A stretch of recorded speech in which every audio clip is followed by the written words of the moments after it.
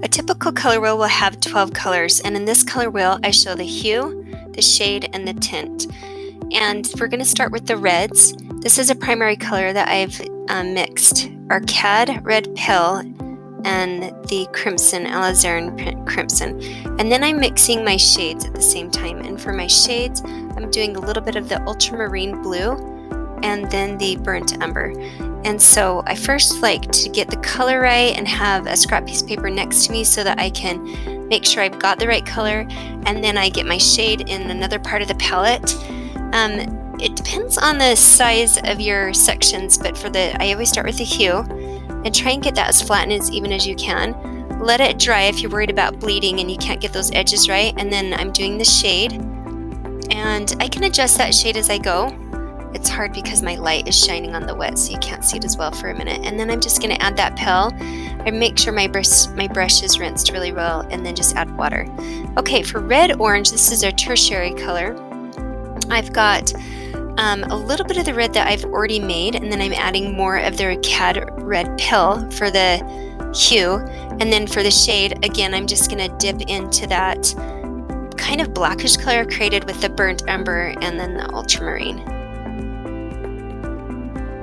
Okay, now I'm going into the violet, and I'm skipping just so I don't get any bleeding. For the shade on this one, I'm going to mix more of the ultramarine in with the phthalo blue, and that gives a cooler color for that shade on the violet. And then on the violet, I've just mixed in some of the red and then the ultramarine blue.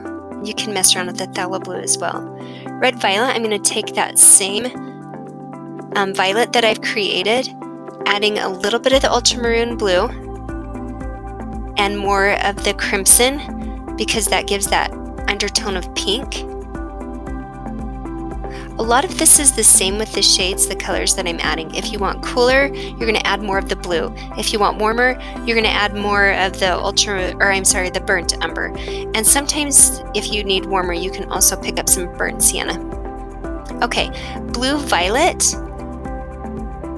I'm just going to mess around with the phthalo blue and mix or skip over the ultramarine because that tends to give me more of a gray muted tone, and I want it to be more vibrant.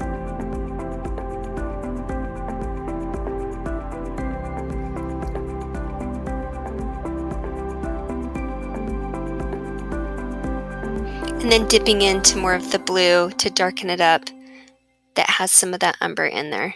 You can also let this dry and do a second coat on some of these colors if they don't have enough contrast for you. The blue's pretty easy. I just liked the ultramarine. I thought that represented a good blue primary color. And then for the shade, I just added some burnt umber. It's one of my favorite blacks or shades is that combination. Unless I'm mixing yellows, and we'll talk about that in a minute.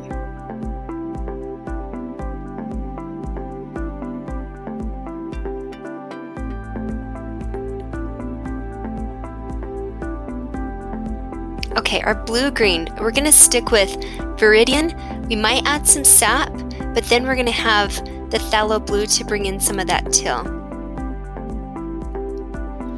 And then I just pull more of the burnt umber and phthalo blue and viridian to make it darker. You'll notice that I had to start a new color wheel. My previous video that I made, I didn't realize that my connection was poor, and so my video kept freezing up. I love the pale color on that one. Green. Okay, we have our sap green, our cad yellow, and viridian that we're mixing, and then ultramarine and the burnt umber for my shade. The sap green's just a little too pale, so that's why we need to add some of that viridian, and then the cad yellow tones it down so it's not a teal. Notice how I'm trying to control the amount of water on the tip of the brush, so I'm using that paper towel to help a lot. And in between shades and hues and tints, you really want to make sure that brush is rinsed really nice. And before I get into the yellows, I change my water out. Okay, yellow-green, we've got sap green. It's a great yellow. I added a little bit of the cad yellow to make it a little bit brighter and more vibrant. And then for the shade, I just dipped into that shade I had created for my green and added some more cad yellow. Okay, notice the new water. We've got our primary yellow. Now I've got the cad yellow and I needed to add the lemon yellow.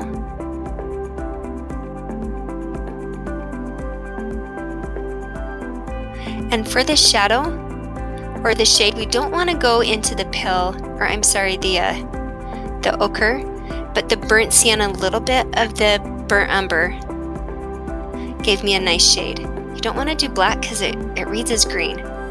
Orange red, we got cad yellow and cad red pale. And then because now we're in our yellows and warm colors, I'm just going to add more cad red and burnt sienna. We might add a little bit of the burnt umber.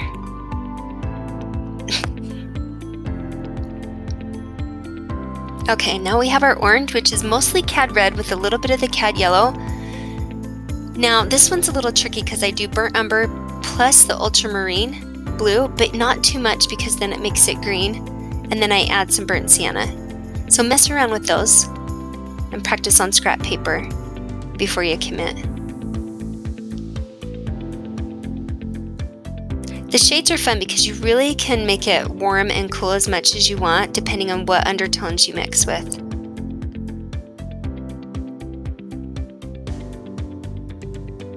And if you're not getting a rich enough, dark enough shade, usually just remix your orange and add more pigment so it becomes vibrant and not too muted by your shade.